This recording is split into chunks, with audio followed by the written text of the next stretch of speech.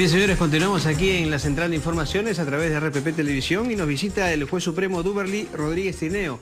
Él es miembro de la comisión organizadora del 7º Congreso Internacional sobre Justicia Intercultural.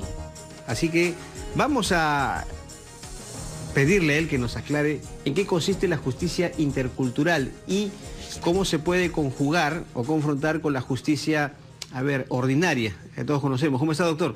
Buenas tardes. Gracias por la visita. Gracias también por la invitación. Bueno, es un tema aparentemente nuevo. Sin embargo, tiene reconocimiento constitucional. En el artículo 149 de la Constitución de 1993 se reconocen facultades jurisdiccionales, vale decir, de jueces, a las comunidades campesinas, a las comunidades nativas y con el apoyo de las rondas campesinas. Y la Corte Suprema, en un acuerdo plenario que le llamamos, que es una cuestión de interpretación de normas, en el año 2009 tomamos un acuerdo que se llama Derecho Penal y Rondas Campesinas y dispusimos que los derechos que les son reconocidos a los pueblos indígenas también se les hacen extensivos a las rondas campesinas, vale decir que las rondas campesinas también podían desarrollar funciones de juez. Para concretar su pregunta, el Perú es un país multicultural, tiene varias culturas, no tiene una sola cultura. Claro, hay una cultura oficial, la del Estado, que tiene, por ejemplo, en el tema de administración de justicia, tiene el Poder Judicial como exponente. Pero también hay otras culturas, la cultura, por decir, aymara, la cultura quechua, la cultura de los pueblos, de las comunidades nativas de la selva. Ellos también tienen sus formas particulares de administrar justicia. Eso se llama jurisdicción especial. Pero, doctor, ¿se puede llamar justicia a ese modo de aplicarla justamente de parte de algunos pueblos indígenas? Porque, bueno, ellos pueden, y hemos conocido casos de nativos que, por ejemplo, toman, ¿no?, ajustician a una persona, le quitan la vida en la interpretación de ellos de hacer justicia, o los privan de su libertad simplemente. ¿Eso es justicia? Bueno, en el marco de la interculturalidad o de lo que es la interlegalidad, nosotros tenemos los jueces ordinarios, los jueces profesionales, que somos abogados, nombrados, que ganamos un sueldo. Tenemos la plena convicción de que en ambas justicias, tanto en la justicia nuestra como en la justicia especial, se tienen que respetar derechos fundamentales y el primero es el derecho a la vida. De tal manera que si miembros de la jurisdicción especial, rondera, comunal, de las tribus o de los nativos de la selva, si ellos cometen un homicidio, una muerte, tendrían que responder por el delito de homicidio, porque ese es un derecho universalmente reconocido. Y si ellos por desconocimiento algunas veces recurren a esa medida extrema, y si son sometidos a la justicia ordinaria, con toda seguridad se les va a poner la sanción que corresponda. Pero también le quiero hacer presente... O cuando, perdón, doctor, se les priva de su libertad. Hace poco nada más hemos conocido el caso en estas protestas en Loreto, en Sarameriza, pues tomaron o secuestraron a casi 200 personas en un momento determinado, después los liberaron, pero privaron de su libertad a personas que no tienen nada que ver con la protesta. A eso me refiero. Bueno, eso no sería una forma de administrar justicia, porque claro, justicia es cuando ellos, por ejemplo, toman nota de lo que para nosotros sería un delito, por decir el robo de una gallina o lesiones fuertes. Entonces, ellos también tienen un procedimiento. Entonces, cuando se realiza ese procedimiento, estamos hablando de justicia de jurisdicción especial. Pero cuando se toman medidas totalmente aisladas, eso no es expresión de lo que nosotros llamamos jurisdicción especial. En todo caso, lo que usted me señala son temas de protesta que no son expresamente manifestaciones de justicia. Ahora, queda la sensación, doctor, de un margen de impunidad en algunos casos en los cuales justamente ha habido delitos cometidos por nativos y eso no se les ha sancionado. Hablemos quizás del más reciente o el más emblemático, el caso del Baguazo. Recordemos el caso Churajay, ¿no? ¿Cómo se pueden explicar estos fallos? Bueno, todo tiene que hacerse en base a lo que es un contexto histórico, social. ¿Ya? Por ejemplo, en el caso del Baguazo, la información que tenemos por la sentencia a la cual hemos tenido acceso es que, por ejemplo, a ciertos nativos se les atribuyó el haber disparado, pero en un proceso lo que rige o lo que manda es la prueba. Entonces los nativos sometidos a lo que se llama la prueba de absorción atómica para determinar si existen restos de bario, plomo, antimonio en la mano, que cuando entra en combustión un proyectil, por decir se quema, entonces deja esa huella en la mano. Y todas las pericias que ahí han aparecido no tenían ellos restos de ningún elemento polvo, entonces ellos no fueron los que dispararon. Y además tengamos en cuenta una cosa, los comuneros o los miembros de las comunidades nativas Aguajún, Huampis, ellos no han estado con armas de fuego, ellos han estado con sus tradicionales lanzas, flechas, quiere decir que otras personas serían las que habrían disparado, y eso está todavía un tema por esclarecer. Además, una cosa, son 4 procesos penales que se han generado por estos acontecimientos de la curva del diablo. Otro es, por ejemplo, por el tema de la estación de petróleo más cerca, donde, por ejemplo, se ha aparecido un miembro de la Guardia Civil, o de la policía, de la policía. Entonces, es un proceso que todavía está pendiente. Entonces, no es que se haya cerrado totalmente el caso. Pudiera ser que eventualmente aparezcan ahí responsables. Pero en el caso del Baguazo, no se ha podido determinar con prueba que los acusados hayan sido los autores de esos disparos. Entonces, eso es lo que yo he escuchado o he visto, digamos, en la sentencia. ¿Y cómo se aplica la justicia en el caso de pueblos nativos que, por ejemplo, toman alguna estación petrolera, toman caminos, en fin? ¿Cómo se debe actuar en ese caso? Porque ellos también tienen, bajo su criterio, esa forma de hacer justicia, ¿no? Bueno, a sus propios intereses. Pero yo diría que eso no es un tema de administración de justicia, como le decía hace momento.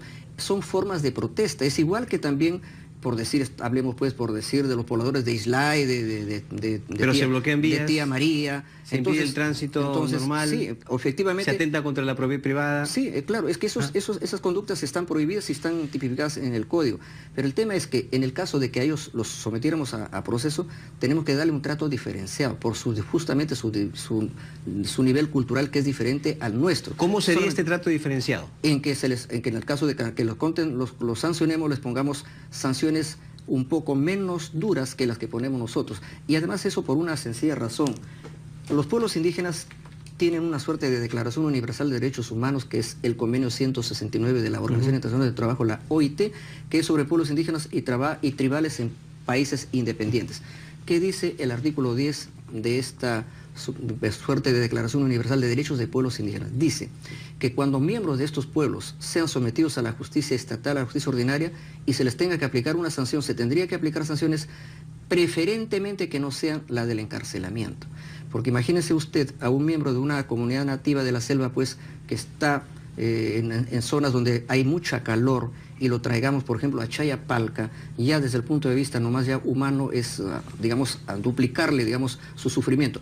Eso es lo que dice este convenio, y nosotros hemos suscrito este convenio y tenemos que respetar aplicando lo que se llama control de convencionalidad. Entonces no significa que hay impunidad, no significa que no se les va a castigar. El tema es que las sanciones no pueden ser iguales para los que son parte de nuestra cultura, que la llamamos occidental y cristiana.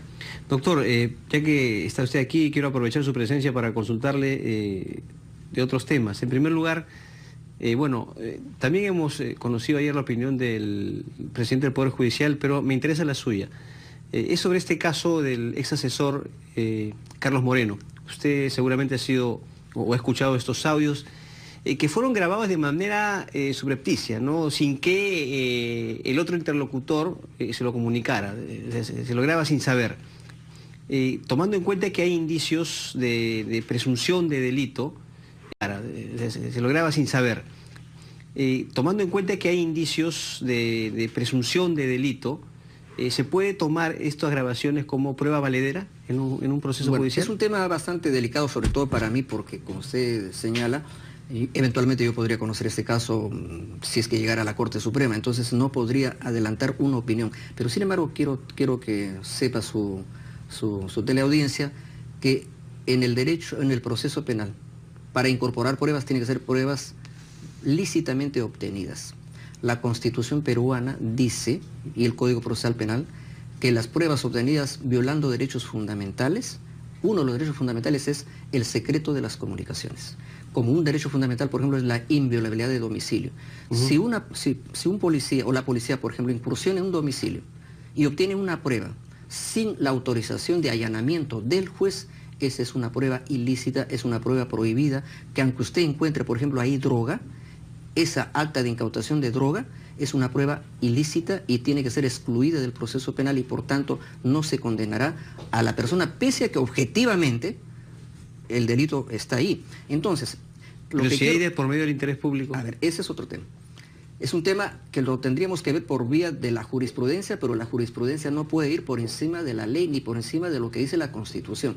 Yo no puedo adelantar opinión porque es un tema que podría llegar, pero yo le digo, si alguien dice que es prueba prohibida y se demuestra que es prueba prohibida, el destino de esa prueba es bastante, digamos, endeble. ¿Por qué? Porque por mandato constitucional, las pruebas obtenidas ilícitamente carecen de eficacia jurídica y quienes las obtienen más bien incurren en responsabilidad penal. Más bien, acuérdese, mire el caso del caso BTR o Business Track, del chuponeo, digamos, de Rómulo León Alegría. Sí. ¿Qué ha resuelto la Corte de Lima que lo ha juzgado? Que esa prueba fue obtenida violando un derecho fundamental y por tanto la excluyó del proceso. Si yo grabo a una persona con mi teléfono celular, obviamente sin que la otra persona lo sepa, es una prueba que no puede ser admitida a juicio. No, ese es otro tema, porque si yo establezco una conversación con usted, puedo asumir el riesgo que de repente usted me va a grabar, ¿me entiende? Pero él no lo sabe. Claro, él no lo sabe.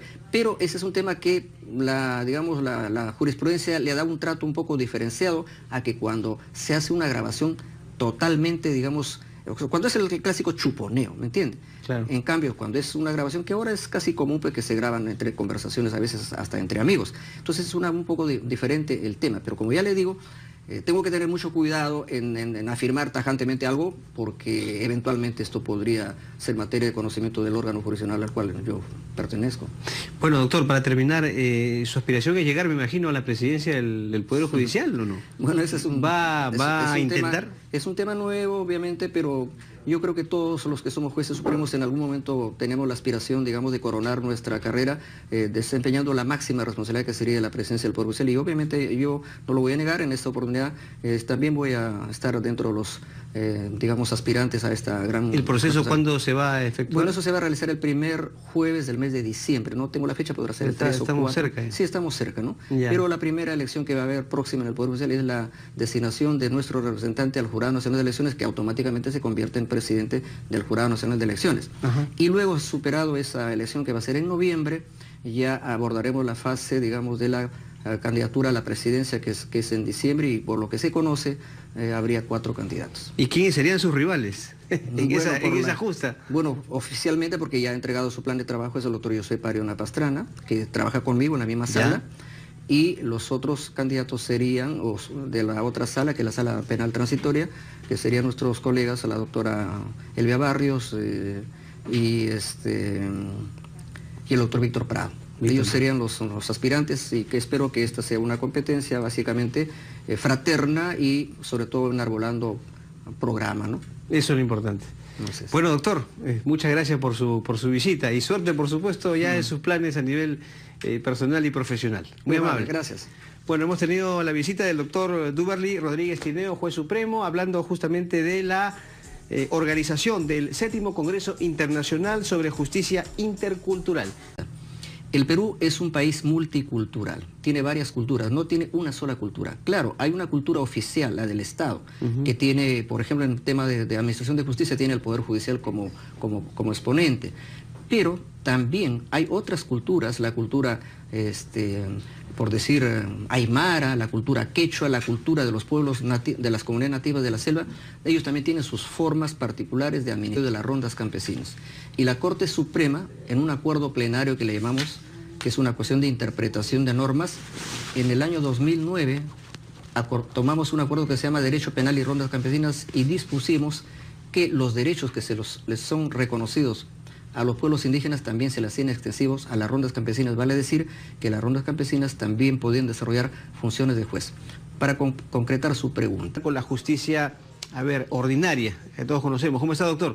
Buenas tardes. Gracias por la visita. Gracias también por la invitación. Bueno, es un tema aparentemente nuevo.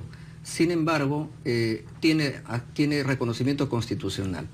En el artículo 149 de la Constitución de 1993 se reconocen facultades jurisdiccionales, vale decir, de jueces, a las comunidades campesinas, a las comunidades nativas, y con el apoyo... Bien, señores, continuamos aquí en la Central de Informaciones a través de RPP Televisión, y nos visita el juez supremo Duberly Rodríguez Tineo. Él es miembro de la comisión organizadora del 7º Congreso internacional sobre justicia intercultural. Así que vamos a pedirle a él que nos aclare en qué consiste la justicia intercultural y cómo se puede conjugar o confrontar. Justicia. Eso se llama jurisdicción especial. Pero, doctor, ¿se puede llamar justicia a ese modo de aplicarla justamente de parte de algunos pueblos indígenas? Porque, bueno, a ver, ellos pueden, y hemos conocido casos de nativos que, por ejemplo, toman, ¿no?, ajustician a una persona, le quitan la vida